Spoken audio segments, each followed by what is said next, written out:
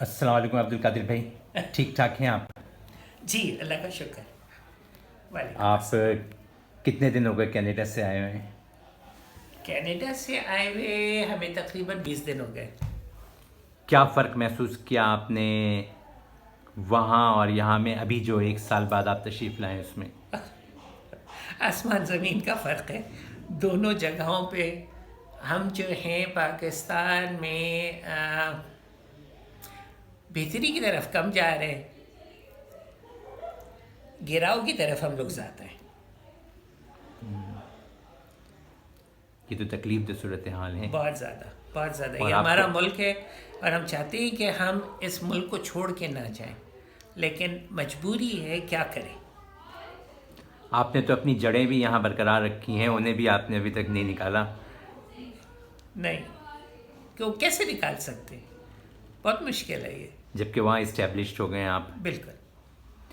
अच्छा, अभी गुफ्तगू हो रही थी ऑटिज़म की, इस सिलसिले में ऑटिज़म एंड डायबिटीज़ वगैरह, तो उसमें जो आप बता रहे थे वो बड़ी खूबसूरत बात बता रहे थे, ज़रा उसे आप दोबारा बताना अच्छा, पसंद करेंगे?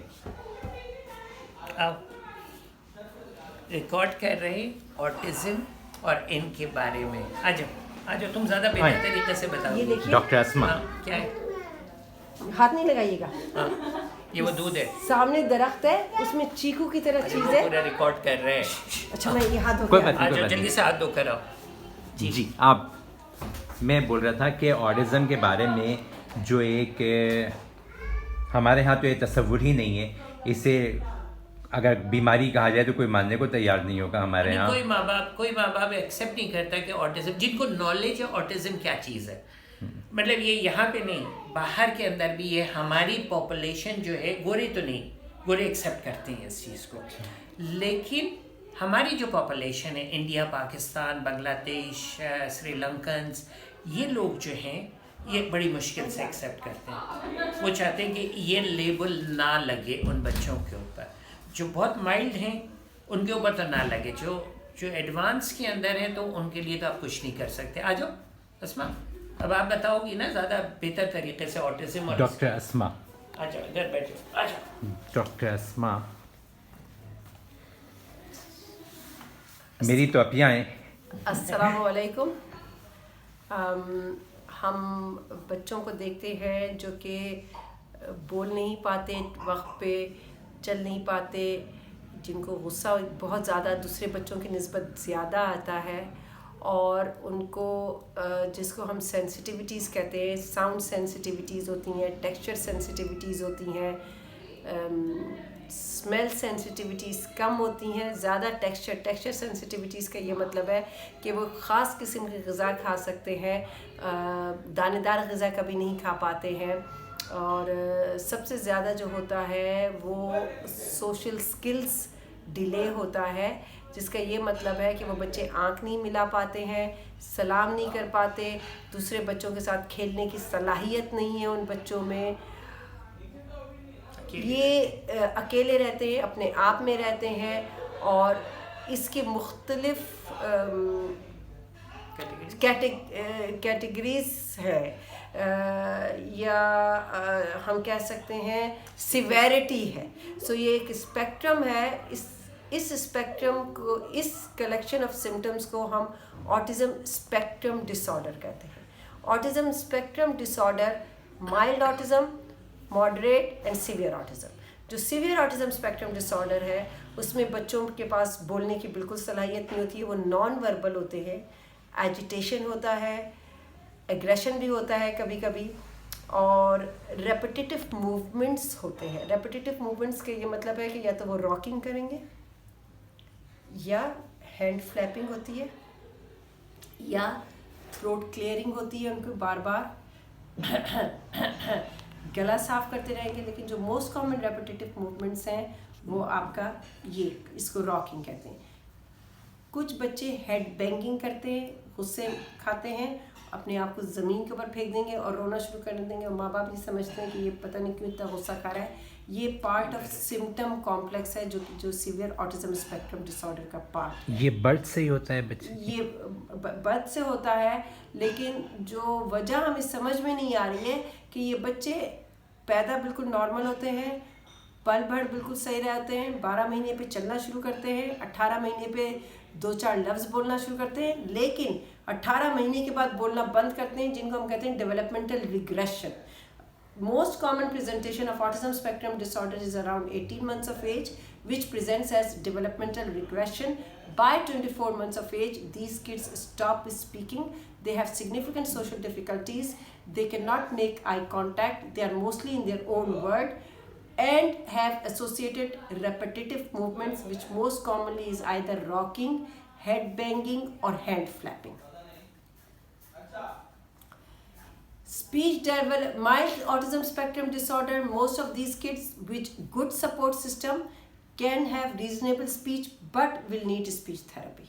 Will have behavior difficulties, but reasonable behavior therapy will allow them to function by kindergarten like any other normal kid.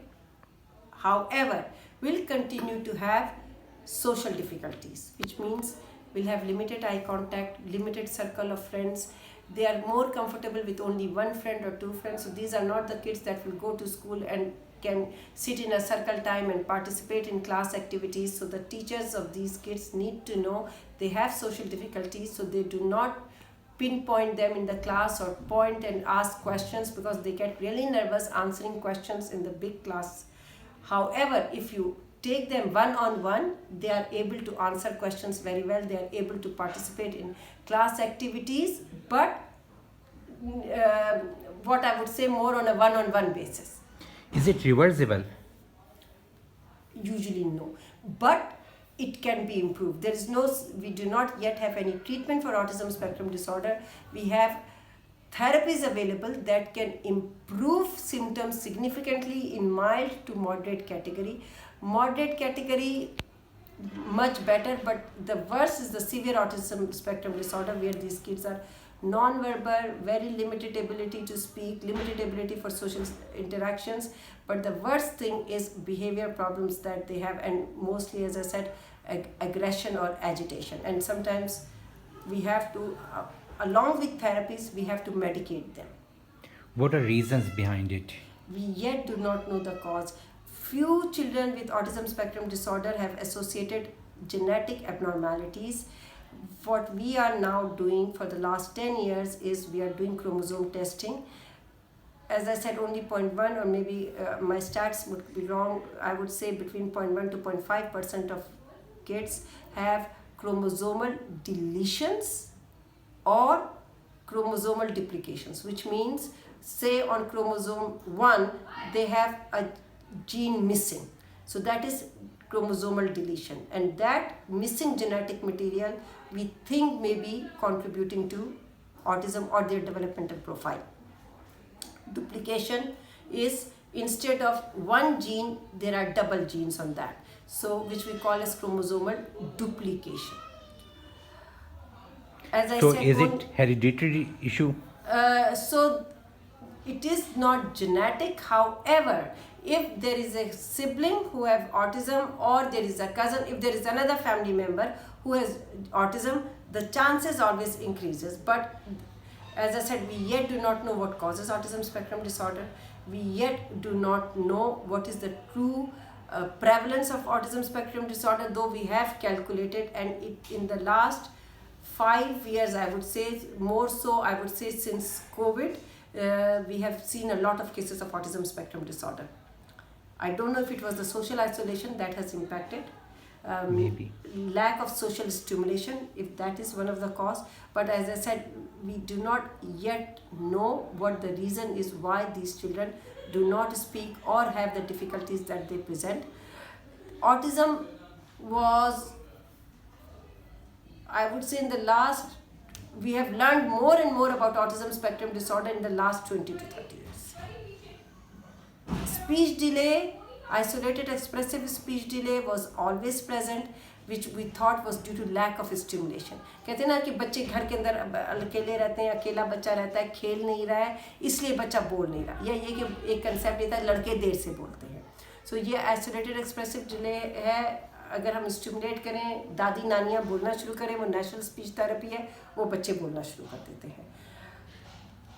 Speech delay plus inability to understand, fine motor delay, ये जो दूसरी कैटेगरी है जिसे हम इंटेलेक्चुअल डिसेबिलिटी कहते हैं, या ये पुराने ज़माने में इसको मेंटल रिटार्डेशन कहते थे, ये वो बच्चे हैं जो जहनी तौर पर कमज़ोर होते हैं। इसके अंदर भी जो है वो आपका रेंज है, जो हमारा नॉर्मल फंक्शनिंग का फुल स्केल आईक्यू है वो 80 से स्टार्ट होता है। जो माइल्ड इंटेलेक्चुअल डिसेबिलिटी है उनका full scale IQ 60 and above है। और जो बिल्कुल बच्चे बोल नहीं सकते, या कभी हमें यहाँ पे सड़कों पर नज़र आ रहा होता है जो बच्चा बोल नहीं रहा होता है, गुस्सा खा रहा होता है, अपने आप में मगन होता है, ये सीवियर इंटेलेक्चुअल डिसेबिलिटी जो कि आपका आईक्यू 40 IQ ऑफ 40 to 50, ये सीवियर इंटेलेक्चुअल डिसेबिलिटी है। इंटेलेक्चुअल डिसेबिलिटी के बच्चों को सोशल डिफ़िकल्टीज़ नहीं होती हैं, वो पढ़ नहीं सकते, लिख नहीं सकते, लेकिन वो आपके साथ आके बैठ सकते हैं, बात कर सकते हैं, लोगों से घबराते नहीं हैं, मतलब उनको सोशल इंट्रैक्शंस में कोई डिफ़िकल्टी नहीं होती। इन बच्चों में एग्रेशन नहीं होता। लेकिन जो ऑटिज़म के बच्चे हैं, मोर सो सीवियर कैटेगरी, उसके अंदर हम ना सिर्फ सोशल डिफ़िकल्टीज़ देखते हैं बल्कि हमने एजिटेशन और एग्रेशन भी इन बच्चों में होता है। ये पार्ट ऑफ इनका मेडिकल कंडीशन है। बट अगेन हमारे जो इस वक्त थेरेप्यूटिक इंटरवेंशन है वो स्पीच थेरेपी है, बिहेवियर थेरेपी है, ऑक्यूपेशनल थेरेपी है, प्लस माइनस मेडिकेशन। मेडिकेशन जो है वो सोशल स्किल्स को इम्प्रूव नहीं करती, ब्रेन के न्यूरोनल स्टिमुलेशन नहीं करती है, वो जो उनको गुस्सा आ रहा होता है उसको काम डाउन करने के लिए है दवा, कि वो गुस्सा ना खाएं। जब वो गुस्सा नहीं खाते, बैठना शुरू करते हैं, फिर उनको समझ भी आना शुरू होता है। तो क्या इसके लिए कोई मेडिसिन लाइफ लॉन्ग इस्तेमाल करनी पड़ती हैं? लाइफ लॉन्ग नहीं है। हम बिहेवियर मैनेजमेंट के लिए जो है हम स्टिमुलेंट्स यूज़ करते हैं, जैसे मिथाइल फेनिडेट है, या ये कि गुआनफेसिन है। ये उनके गुस्से को कम करने के लिए है।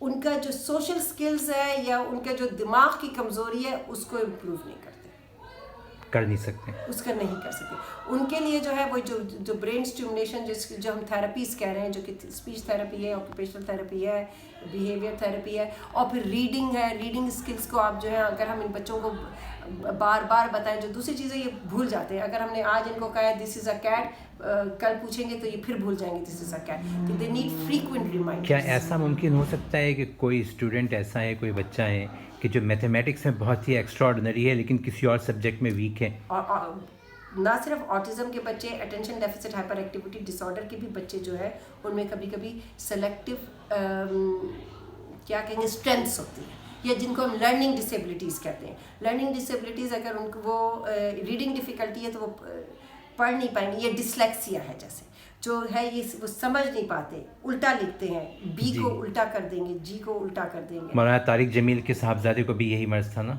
डिसलेक्सिया? जी जी जी, जिनका इंतकाल हो जिनका गया जी जी।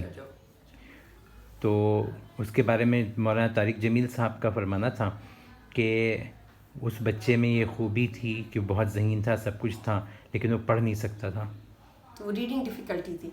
तो अगेन थेरेपीज़ है, थेरेप्यूटिक इंटरवेंशंस आपके यही जो है, एजुकेशनल इंटरवेंशन, स्पेशल टीचर्स होते हैं जो उनकी ट्रेनिंग होती है कि इन बच्चों को हम कैसे पढ़ाते हैं। जो जैसे डिसलेक्सिया के बच्चे जो उल्टा लिखते हैं, तो स्पेशल ट्रेनिंग है कि इन बच्चों को कैसे सीधा लिखना सिखा सकते हैं। या फिर ऑडियो विजुअल एड्स हैं, ऑटिज़म के बच्चों को भी हम ऑडियो विजुअल एड्स देते हैं, उससे ये लोग जो माइल्ड ऑटिज़म के बच्चे हैं वो बहुत अच्छे तरीके से पढ़ सकते हैं।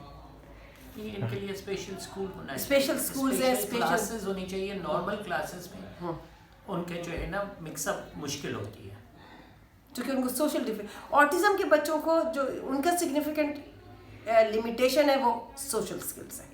लेकिन क्या ऑटिज़म के पेशेंट्स को, जो इस बच्चे हैं, उन्हें क्या तमाम पूरी की पूरी स्कूलिंग उनकी अलग होनी चाहिए? Not necessarily. जो माइल्ड बच्चे हैं हम बल्कि इंक्लूसिव लर्निंग जो है उसको हम बहुत स्ट्रांगली जो एडवोकेट कर रहे हैं। इंक्लूसिव लर्निंग है कि वो सारे बच्चों के साथ घुल मिल के पढ़ें, लेकिन टीचर को ये बात पता, चूँकि हर बच्चे को नहीं पता होना चाहिए, लेकिन टीचर को ये बात पता होना चाहिए कि इस बच्चे को ऑटिज़म है, ताकि वो उसको जब उससे बात करे तो उसके लिहाज से या उसके कंफर्ट लेवल के हिसाब से बात करे। लेकिन उस बच्चे को पूरा चांस ये दिया जाए कि वो इंक्लूसिव क्लासरूम, रेगुलर क्लासरूम से पढ़े।